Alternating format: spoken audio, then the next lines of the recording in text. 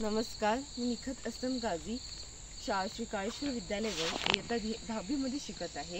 गेल्याच महिन्यात मी एका निबंध स्पर्धेत सहभाग घेतला होता। निबंधाचा विषय होता अहिल्यादेवी होळकर, त्यांचे जीवन, कार्य आणि आजची प्रस्तुतता। तर त्यांच्याबद्दल मी थोडक्यात काही माहिती सांगणार आहे। अहिल्यादेवी कोण होत्या? तर चौंडीच्या पाटलांची ही लेक।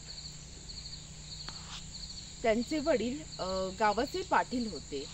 आई सुशीलाबाई देवधर्मात गुंतलेल्या असत। ईश्वराच्या मंदिरात अहिल्यादेवींचा जन्म झाला म्हणून त्यांचे नाव अहिल्या असे ठेवण्यात आले।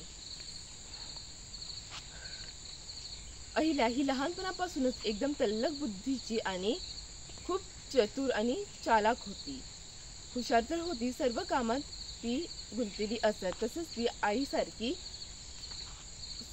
भक्तिभावात असत, तर वडिलांसारखी दानशूर आणि पराक्रमी होती। एकदा असंच वाटेवर ती खेळत असताना वाळूची पिंड तिने बनवली आणि येत होते। घोडेदाराने तिला हटायला सांगितले, पण ती हटली नाही। तिने त्या पिंडीचं संरक्षण केले आणि त्याने सांगितलं, मी माझ्या कुलदैवताचे संरक्षण करीत आहे, मी इथून हटणार नाही।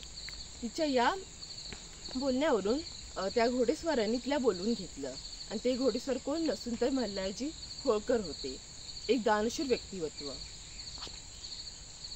पुढे हीच अहिल्या त्या मल्हारजी होळकर यांची सून बनली।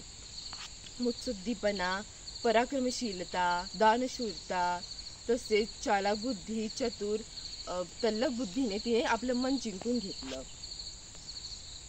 मल्हारजी होळकर यांची सून झाली असली तरी तिचं आयुष्य एकदम दारिद्र्यासारखं होतं। दगडालाही पाझर फुटावा एवढं दुःख दैवाने त्यांच्या पदरी बांधलं होतं। एखाद्या महानायिकेप्रमाणे तिचं आयुष्य होतं। पती खंडेराव यांचा दुर्दैवी मृत्यूने ती अगदी कोसळली होती। सती जाण्याचा मार्ग तिने अवलंबिला होता, पण मल्हारजी होळकर आणि सुशीलाबाई यांच्या पाठिंब्याने तिला रोखला आणि ती सती गेली नाही। अशी एकमेव सती होती ती। सती न गेलेली सती असा तिचा उल्लेख केला जातो। त्या जगल्या कशासाठी? तर समाजासाठी। वेगवेगळी मंदिरे बांधणं, ठिकठिकाणीचे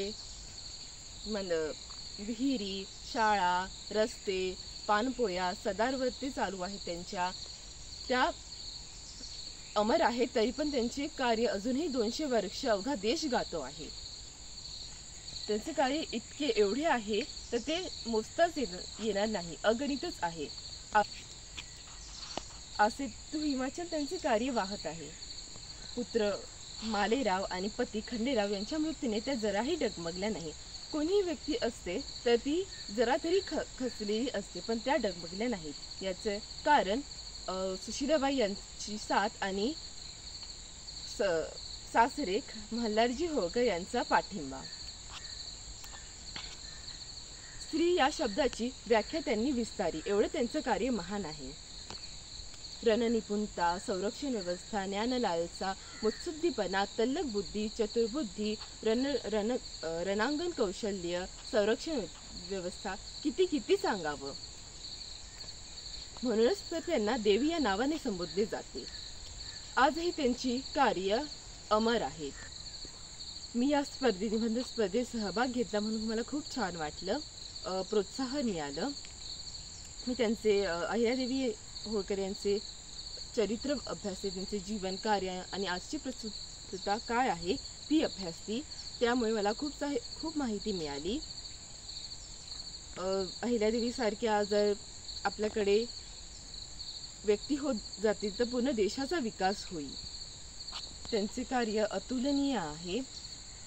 तर सदर स्पर्धेत मला सहभागी होण्यासाठी संधी दिली ते कोल्हापूर समितीने आयोजित केलेली निबंध स्पर्धा, या समितीचे मी आभार मानते।